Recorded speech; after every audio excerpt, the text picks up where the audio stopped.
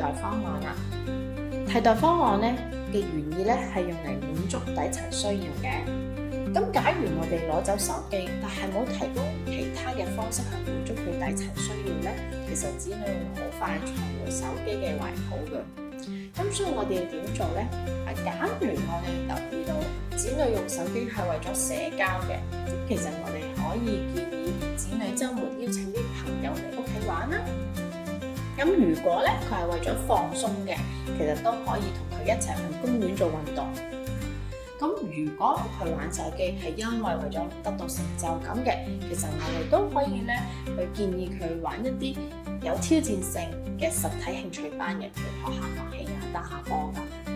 不過要留意啦，我哋定規則咧定咗落嚟咧，唔係話一勞永逸㗎咯喎。其實我哋咧需要定期咧去檢視嘅，譬如話每2個星期1次去檢視一下，坐低傾，係同子女一齊傾喎。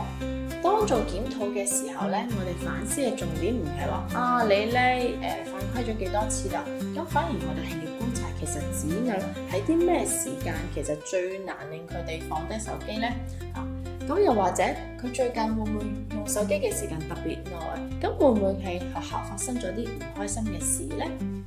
當我哋能夠理解到子女行為背後嘅情緒信號，我哋先能夠真正去支持佢哋，去教識佢哋點樣更健康去管理自己嘅情緒同埋慾望，而唔係淨係管理手機。